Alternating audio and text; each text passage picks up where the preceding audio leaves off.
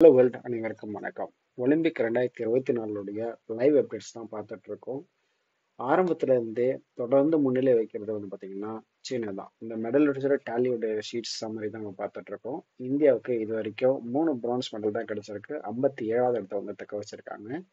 தொடர்ந்து 3 முன்னிலையில் பார்த்தீங்கன்னா சைனா நம்பர் 1ல, அதாவது 43 மெடல்ஸ் மொத்தமாக இங்கே இருக்கு. யூஎஸ்ஏ பார்த்தீங்கன்னா 66 அண்ட் பிரான்ஸ் 42. ஸோ அது கடும் போட்டி நிலவிட்டு இருக்குன்னே சொல்லலாம். எந்தெந்த நாடுகள் டாப் 10ல இருக்குன்றது நீங்க பார்க்கலாம். ஸோ நமக்கு கண்ட்ரிக்கு கிடைச்சது 57th பிளேஸ்.